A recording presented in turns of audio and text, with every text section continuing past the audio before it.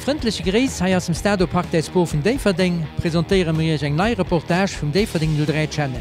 Also noch am Namen vom FC Deverding 03 lo schon eine große Merci und Annabelle Bay für die sportliche Matthilfe, die sie abbringt, für Matt durch den Deverding 03 Channel können zu feiern.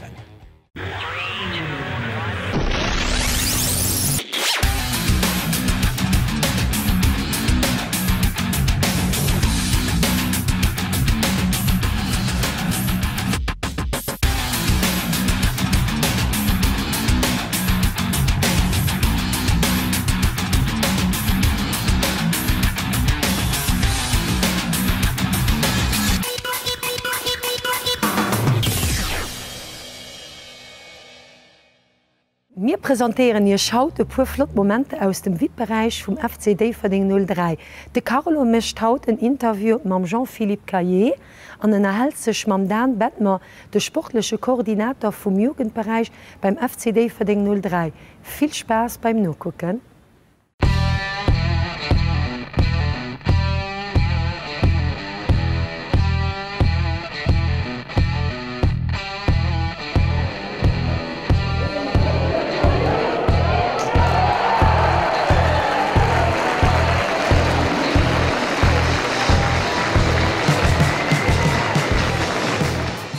An loweise mir hier e puer Flott Bilder iwwer eis Büwert an VIP-Lounge, wo en Virun während an No-Match ka gemidlech e Patschen drinken, an e klenge Maufel Issen, an dat mat eise Supporteren a Sponsoren.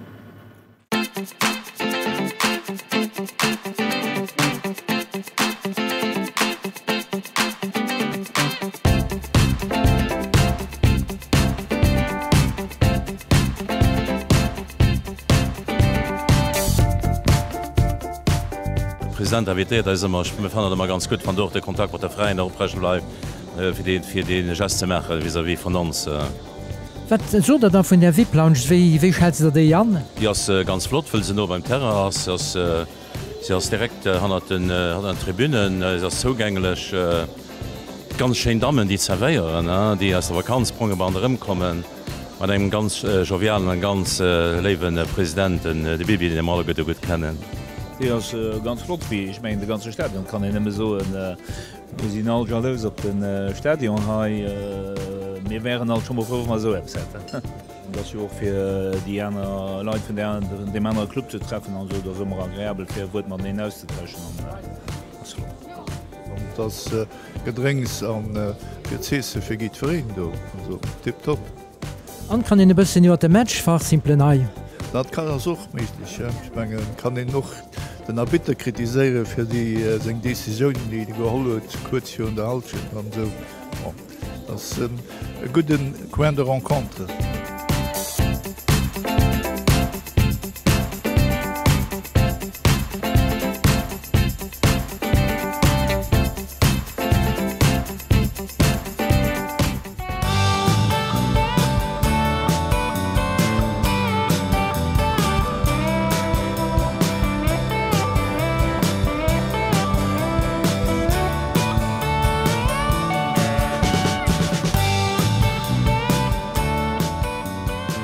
Heuer se lo so, dat de ganze Site opgebaut ass op eng Bausenzepuwet, eng Bandenzepuwet, e Grillraum an e VIP-Raum. Dat hecht dat inhalt awer dann och eng Minimum 20 bis 25 Leiit, déi dann die Matscher hai mussssen dosinn fir Leiit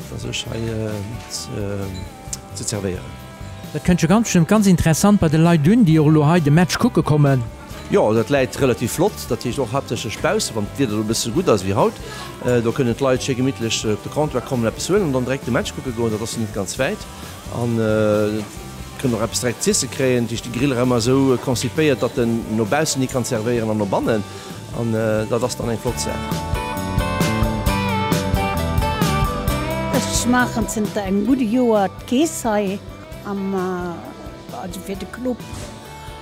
Das hunn awer keng Funktion Käesien. Ja. Das flott, das relaxt, Leiit ze leif, der Verein gët gut gefouert, also ich fand ganz gut so. Eng Flot dofir hun, da werd ich immer sonst opréie wann de Match haiers. Ja, selbstverständlich. Ja. Dat is immer flott. An haut das jo grosse Match dann.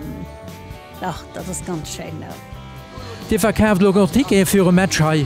Ja me verkaufen Tikeen fir 1 Euro de Los an dann sinn Triko Kapen ze an Präbelien, dats fir Jugend fir de Kkleessen, da këmmen in Kado kapen. Dat Schifré noch Appskrit all die Jugendspieler wo Mai hun ze déi verding. Am mi se gespannt fir de Nationaltrainer Lückholz als Anler vum FCD verding 03 gesäit. Natürlich ein ganz flott Anlehrer. Ich meine, wenn ihr guckt, wo sie für Drogen gespielt haben im Tillebirg, aber wenn dann hai Leute komplex gesagt mit einer fantastischen Tribüne, wo in 2000 Leute kriegt, kann ich natürlich immer alles auf Frage stellen, hätte ich vielleicht noch keine bessere Meise machen. Aber ich meine, noch Zuschauer zu als die von denen sie abgegangen, von 100 komplex da hast, wo direkt der Parkhaus daneben drin. Für die Leute, die den Match gucken, kommen natürlich ein agrabel sehr raus. Also wie gesagt, ich hoffe, dass wir noch mehr so Komplexheit zu Lützburg kriegen, weil doch, wie gesagt, auch die Qualität vom Fußball am Blut gibt. Für den Interview mit einem von unseren Spielern haben wir uns der routinierte Jean-Philippe Caillé herausgesucht, die seine Jugend beim FC Metz verbracht hat und viel Experience am Ausland sammeln und seit der Saison 2013 bei euch spielt. Comment Jean-Philippe Caillé est devenu joueur de football? En fait, ça a commencé très tôt. Je crois que lors de la grossesse de ma mère, je commençais déjà à mettre des coups de pied dans le ventre. Et elle a toujours dit que le jour où je serai sur Terre, je deviendrai footballeur. Je crois que finalement, elle avait raison. Et que c'est devenu une passion. Je pouvais pas rentrer chez moi sans avoir un ballon de foot. Et voilà, j'ai travaillé dur pour devenir footballeur professionnel, ce que j'ai fait. Fin des années 90, vous avez joué pour l'FC Metz en Première Ligue. Pourquoi vous avez quitté ce club? Et en fait, j'ai été formé au FC Metz de 1988 à 1998, où à l'âge là, j'aurais dû signer normalement un contrat professionnel d'1 an avec le FC Metz. Mais mon conseiller de l'époque et moi-même avons décidé justement de privilégier la stabilité, et c'est pour ça que je suis parti au Stade Malherbe de Caen pour signer un contrat professionnel de 4 ans. Vous avez joué dans différents clubs en France? Oui, j'ai dû jouer dans différents clubs. Donc j'ai été formé à Metz, comme je viens de le dire. Mon premier contrat professionnel, je l'ai signé au Stade Malherbe de Caen pendant 4 ans. Après, je suis parti 2 ans à Clermont-Ferrand. Après Clermont-Ferrand, je suis revenu une saison à Metz en première division. Et après ça, j'ai quitté la France pour aller à l'étranger. Oui, comme vous venez de dire, maintenant vous avez quitté la France, vous êtes allé vers la Belgique, vous êtes allé en Bulgarie et finalement aussi en Chine. Racontez-nous un peu de cette histoire. En fait, c'est très simple. Quand j'ai quitté Metz, je n'ai eu que des propositions de deuxième division française. Et comme j'y avais passé pratiquement 6 ans, j'ai décidé de regarder ailleurs, de voir ce que le foot pouvait m'apporter à l'étranger. Et j'ai eu l'opportunité de partir en Bulgarie, à Litex Lovech, où j'ai signé après le FC Metz 3 ans. Voilà. Quelle expérience ça vous a apporté? Une expérience, il y a eu beaucoup d'expériences. C'est très enrichissant de partir un peu à l'étranger, de voir d'autres mentalités, de voir d'autres gens, de pouvoir s'incorporer justement à cette mentalité-là. Et quelquefois, sur certains endroits, ça remet aussi les pieds sur terre. Est-ce que vous pouvez nous raconter un moment que vous perdez jamais de votre vie, jamais de votre mémoire? Il y en a eu beaucoup, parce que j'ai pas fait une grande carrière comme David Beckham ou Zidane, mais la petite carrière que j'ai faite, elle m'a laissé beaucoup de beaux souvenirs. Et je crois que l'un des plus beaux, c'était quand j'évoluais en L1 avec le FC Metz, où on a été gagné 1-3 au stade Vélodrome contre Marseille. Et ça reste quelque chose d'inoubliable, parce que quand vous avez 50 000 spectateurs dans les tribunes qui vous applaudissent après la fin du match, vous avez des frissons. Et là, rien que d'en parler, j'ai encore des frissons aujourd'hui. Maintenant, vous jouez depuis 2010 ici au Luxembourg, au Grand-Duché de Luxembourg, et depuis la saison 2013 au FC Deverding 03. Un choix de carrière aussi. J'aurais pu partir à ce moment-là en 2010. J'aurais dû repartir normalement en Chine. Bon, ça ne s'est pas fait, et j'ai quand même pas mal voyagé. J'ai mon épouse qui était restée sur Metz avec ma fille, et voilà, on a discuté tous les trois, et elles m'ont fait rester ici, d'où ma signature à Dudelange en 2010. Dans votre carrière, vous avez travaillé avec différents entraîneurs et probablement pas toujours sur la même ligne. Non, c'est vrai, j'ai eu beaucoup d'entraîneurs où on n'était pas spécialement d'accord, mais nous, en tant que joueurs, on on est toujours obligé de s'adapter à l'entraîneur, à ses directives, puisque c'est quand même lui qui dirige le groupe, c'est lui le manager. Donc voilà, il prend aussi ses responsabilités et nous, on est là pour suivre, on est là pour apprendre aussi. Et la plupart des entraîneurs que j'ai eus m'ont beaucoup appris, oui. Votre entraîneur maintenant, Marc Thomé, comment vous le décrivez? Bah, j'apprends à le connaître encore aujourd'hui, hein, parce que ça fait que 4 mois maintenant qu'il est arrivé à Differdange. Mais de ces 4 mois-là, j'ai déjà beaucoup appris. C'est quelqu'un qui est à l'écoute de ses joueurs, qui est à l'écoute de son staff. Il a une adaptation sur un certain style de jeu qu'il aimerait pouvoir mettre en place ici à Differdange, qu'il n'a pas pu mettre en place dans les équipes qu'il a entraînées auparavant. Et ça, c'est important parce que le club de Differdange a une âme, a une ambiance bien spécifique. Et Marc est de ce comté-là du Luxembourg. Il est de Differdange, il est d'Oberkorn. Donc justement, il a envie, il a à cœur de faire quelque chose de bien cette saison et prouver que Marc Thomé est un grand entraîneur au Luxembourg. Wie schätzt Marc Thomé sein Spieler den Jean-Philippe Caillé an als Mensch und als Spieler? Das ist ein Spieler mit einer riesiger Erfahrung, der praktisch nicht mehr Profi war. Du hast bei Navina Nunch gekommen, hallo werden seine Karriere bei uns zu für den Fertigmann. Das ist ein Spieler, wo die jungen Spieler gidiert, wo eine enorme Experience hat, für allem, also den nicht verlieren kann. Was ganz positiv ist, sogar im Training, nicht geteinst du Gackisch oder Rose, wenn im Training verliert, und du sollst die jungen Spieler ein Beispiel hören. Was dann im Privaten kann ich noch nicht so gut das Jahr, ich am meisten Jahr habe. Aber wenn wir aber wandern, ist es ganz gesellig. Aber wenn wir verlieren, dann sehen wir nicht noch im Match. Comment vous transmettez d'au moins 20 ans d'expérience à vos jeunes coéquipiers? Déjà, c'est très gentil de me rappeler que j'ai 20 ans d'expérience dans le football. Ça ne me rajeunit pas. Bah, c'est simple, en prenant du plaisir et en donnant du plaisir aux autres sur le terrain. C'est toujours intéressant pour moi de pouvoir véhiculer une image de professionnel dans le groupe.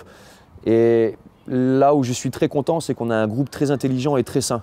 C'est-à-dire que les jeunes joueurs, puisqu'on a une équipe très jeune, sont demandeurs de ça justement. Quand ils ne savent pas quelque chose, ils sont toujours à l'écoute et posent toujours les questions nécessaires.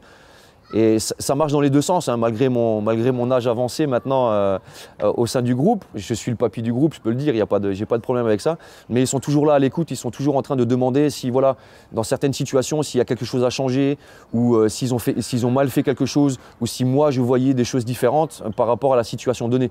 Et moi, c'est ce qui me plaît, parce que j'ai envie, et je suis là aussi pour véhiculer ce mode de fonctionnement-là. Et je suis tombé sur un groupe vraiment très intelligent. Et moi, je m'épanouis encore aujourd'hui. Quel but a encore Jean-Philippe Caillé devant ses yeux? J'ai pris le titre avec Dudelange, je veux prendre le titre avec Differdange. Eiszeit Publicität darf auch nicht fehlen, weil ohne die Leute wie diese Reportage nicht möglich.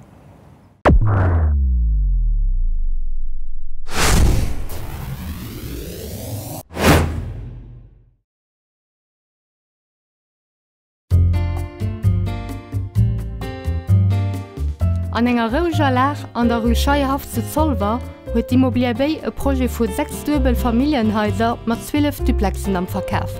Dazu gehören eng gros Privatterras, e Keller, 2 Emplacementer de Bannen an e Gemeinschaftsgart.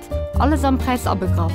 E Projekt, den an enger Finition Odegam ugebude gëtt an enger Energieklasse BB.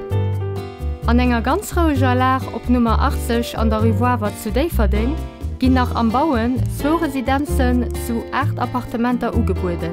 Appartementer mat eng an 2 Schlafkummeren, a Penthouse vun 120 m² Wohnfläch an 120 m² Terrasse.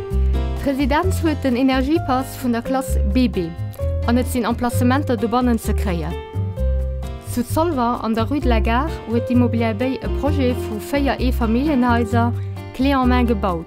Eng Klasse BB, sie hunn eng Kichen, e Living, eng gros Terrasse, 3 bis 4 Schlafzimmeren, e Bootzimmer, ein Emplacement de Bausen, e Gart an eng Garage. Für weitere Renseignementer iwwer als Projekten, eng Adresse Immobilier Bay op Nummer 97 an der Rue Michel Rodange zu Asch oder op www.immobay.lu.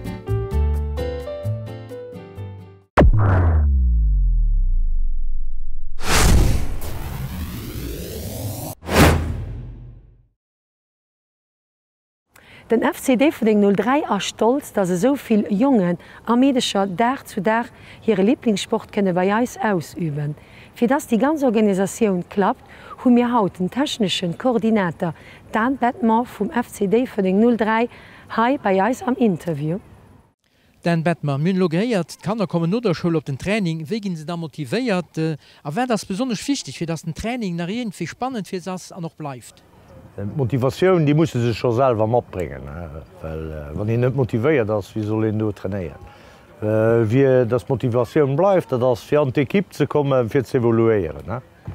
Dat soll nie Motivationsgrënn sinn. Wat fir eng Fähigkeiten oder Voraussetzungen muss ein Trainer matbringen, fir die Jungspieler können ze begleden an noch se bei der Stang zahlen oder wie plötzlich se beim Ball zahlen. Fachlech Kompetenz natierlech, muss nations ger mat Kanner schaffen, an zweitens muss immens viel Geduld tun. E junge Spieler, den se lo bei jeich präsentéiere kënnt, wat muss de vu Fähigkeiten hunn? De muss loch hun Fußball, de recht dat gëtt sech. Dir den se scheint so mat Kanner, fir se net werde rauskennt. Wie kann der lo junge Spieler bannen, de bei jeich Kompletun der ich gemerkt huet, dass die noch beispleit an net an ärner Verein River wieselt? Die Diskussion haben wir auch schon oft am Verein. Ki den se am Herz gebunden. mat zu ki den natürlich auch Leiit gebunden. Me wann den se am Herz gebunden huet, huet den alles gewonnen. Das ja ganz stimmt kann er dann drinnner, die froh sie fir kënne Football zu spielen, méi wo Dir awer si okay, dat gëtt nächte, wie bringt er dem dat bei oder wie giet er mat dem? Wen als Prophet, wie seet dats het neicht gëtt? Want kann er Voraussetzungen matbringen, dat se ger Fußball spielen.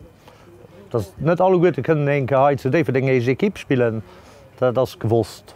Die wo locht huet a wëllen huet fir so kann ass Platz. Logenun der ich doch sind enger ganz guter Zeit zu Lützeburg e ganz gute Ruf. Eng habe ich den Spieler an Sänger sportlicher Karriere viel kann hëllefen. Wie gesie dir dat können zum Beispiel nennen? Die Spieler, die wo klenge Mun gespielt hun, geht jo derëm sei die jungen Spieler so no wie méigg hun Tier vun der echte Kipp ze bringen. Dat das Ziel vun der ganze Sache.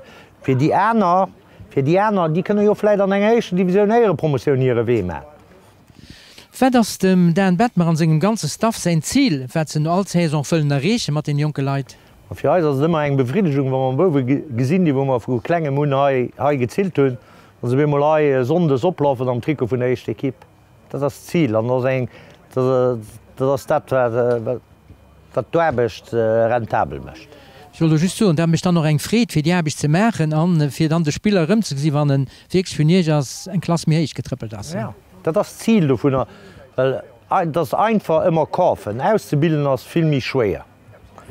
Natürlich ass mir schwéiere weh. mé se ginn dé ger. Men 350 Spowen, die wo trainieren. Wie si dat dem FCD verding 03 seg Joen derbecht? Wie si dat déi?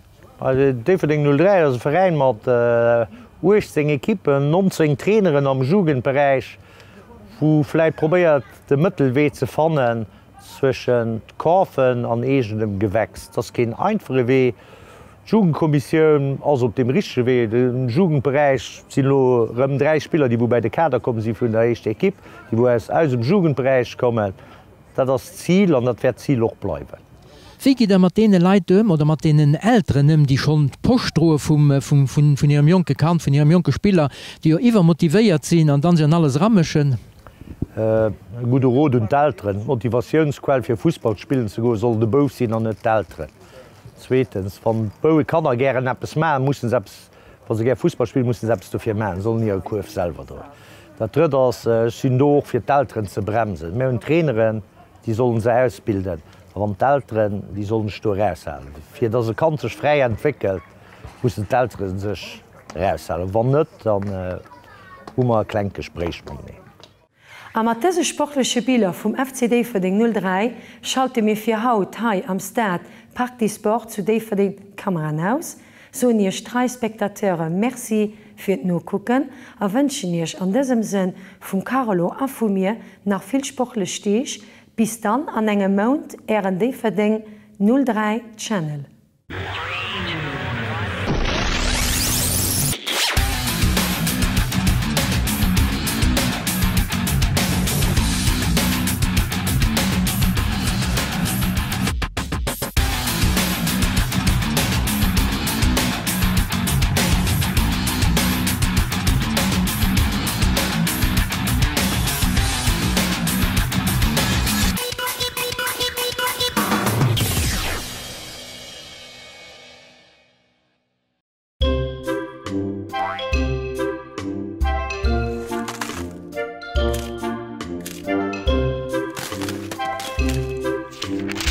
Sound and Media Productions, making communications exciting.